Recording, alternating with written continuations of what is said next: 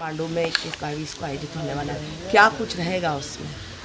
देखिए, मैं ये स्पष्ट करना चाहता हूं कि भारतीय जनता पार्टी के कुछ नेता मंत्री कह रहे हैं कि प्रशिक्षण की आवश्यकता है।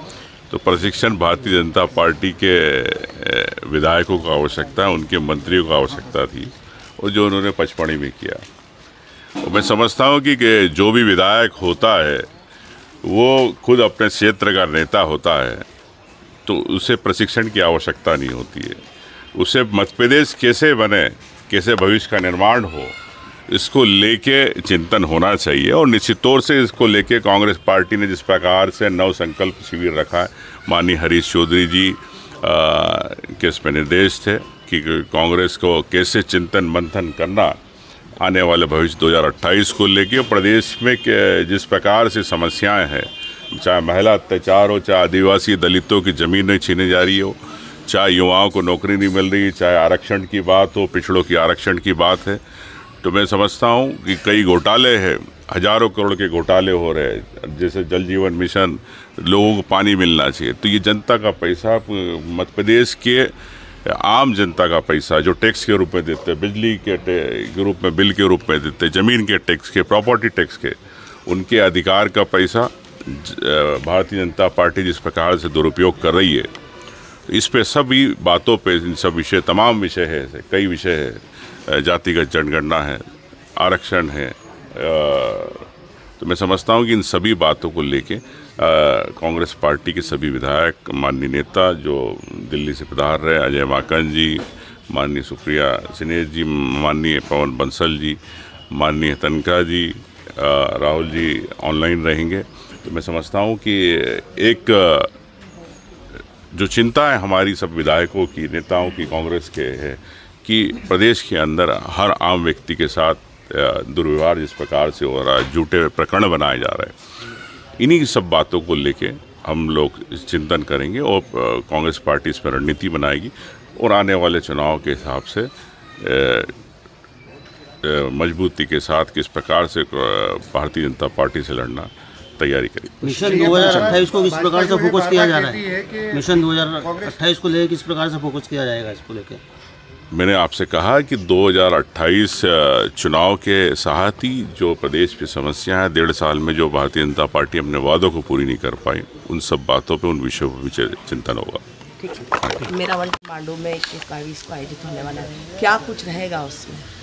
देखिए, मैं ये स्पष्ट करना चाहता हूं कि भारतीय जनता पार्टी के कुछ नेता मंत्री कह रहे हैं कि प्रशिक्षण की आवश्यकता है। तो प्रशिक्षण भारतीय जनता पार्टी के विधायकों को आवश्यकता है, उनके मंत्रियों को आवश्यकता थी, और जो उन्होंने पचपणी में किया। और मैं समझता हूं कि जो भी विधायक होता है वो खुद अपने क्षेत्र का नेता होता है, तो उसे प्रशिक्षण की आवश्यकता नहीं होती है। उसे मध्य प्रदेश कैसे बने, कैसे भविष्य का निर्माण हो, इसको लेके चिंतन होना चाहिए। और निश्चित तौर से इसको लेके कांग्रेस पार्टी ने जिस प्रकार से नव संकल्प शिविर रखा है, माननीय हरीश चौधरी जी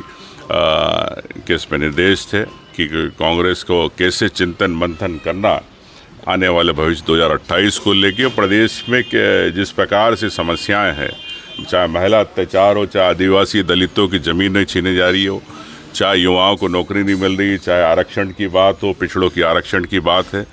तो मैं समझता हूँ कि कई घोटाले हैं, हजारों करोड़ के घोटाले हो रहे हैं। जैसे जल जीवन मिशन, लोगों को पानी मिलना चाहिए, तो ये जनता का पैसा, मध्य प्रदेश के आम जनता का पैसा जो टैक्स के रूप में देते हैं, बिजली के रूप में, बिल के रूप में देते हैं, ज़मीन के टैक्स के, प्रॉपर्टी टैक्स के, उनके अधिकार का पैसा भारतीय जनता पार्टी जिस प्रकार से दुरुपयोग कर रही है, इस पे सभी बातों पे, इन सब विषय, तमाम विषय है, कई विषय है, जातिगत जनगणना है, आरक्षण है,